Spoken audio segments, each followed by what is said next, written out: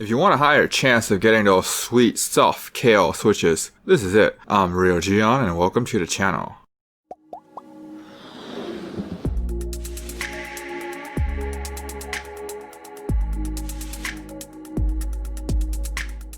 Without a doubt, this is a gamer keyboard from a glance to the finer details. Differences from this keyboard versus other Razer game-focused keyboards is this is the one with the matte finish, so there isn't much of a fingerprint, but there are still going to be fingerprints, but not as bad as something like Piano Black. This is also the ISO layout, so it might be harder to find keycaps replacement for. Also, this is a plus size keyboard, so those with limited desk space might want to pass on this keyboard. The keyboard has the old school enclosed design, so cleaning it might be harder than other keyboards. You can bring this keyboard to work, but the question is, do you want to? Due to the aesthetic, you know this keyboard will catch some attention, then turning on the RGB and people will lose their mind. If you're someone that likes the attention, more power to you, but if you want something more low-key, minimalistic, then chances are you wouldn't be clicking on this video in the first place. There are media controls, but they're bound to the F key, so if you want something with dedicated controls, this is probably not the droid you're looking for. Overall, if you want a gamer keyboard and you believe that this is a collectible item, this keyboard should be in your shortlist.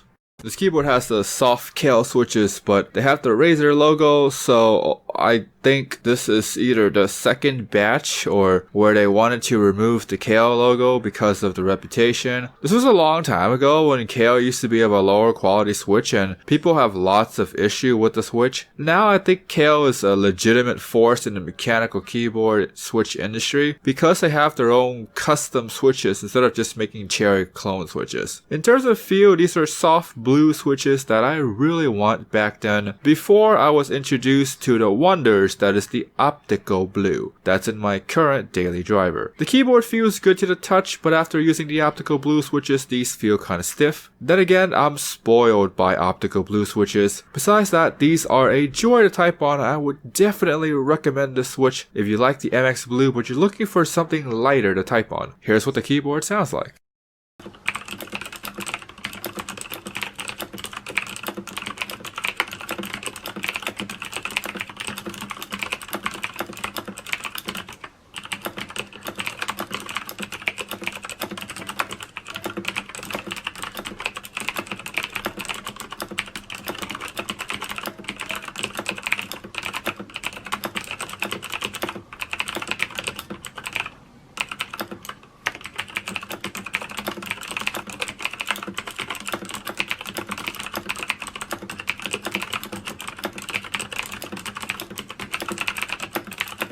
This keyboard has the co-star stabilizers, which has those metal wires that you have to deal with. The good thing with the co-star stabilizer is the longer keycaps are the more crisp to the touch, and the spacebar is definitely more stable than cherry stabilizers.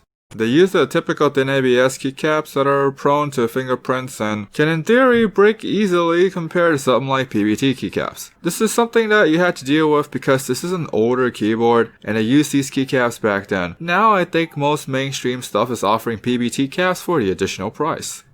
The flip-up feet does have rubber on them, so the keyboard will be planted at both angles. Besides that, the back's pretty plain with small rubber pads to keep the keyboard planted. This keyboard does have USB and audio pass-through, so that's a nice touch for those that want to attach everything into the keyboard. The cable is braided and the USB tips are gold, so you have that going for you, which is nice, or not if you don't like the combination.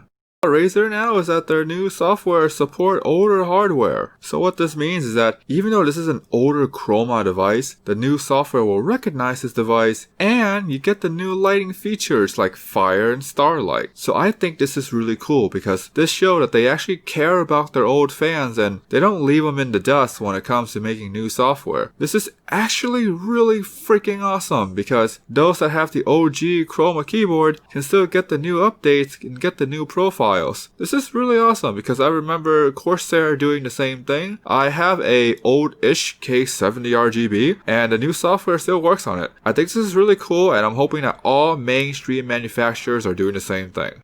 For 120 bucks, I'm sure you can do better, but I think this is a pretty niche keyboard because it appeals to a gamer a lot more. And I know in the past, I was really harsh on the Overwatch keyboard, and I got a lot of hateful comments on it because I didn't know any better back then. I just compared keyboards based on price and not based on perceived value. Now that I'm older and hopefully a little bit wiser, I see things differently and understand why somebody would pay more money for certain things. Bottom line is that this keyboard is old, but gold, because it has the switch that a certain type of people might find appealing, and if that's you and you've been searching for it for quite some time, then I'm sure the price tag is a no-brainer for you. If so, I'll put a link down below in the description for more details. If you're new, click subscribe, thumbs up, and click the bell for more content. You guys stay awesome.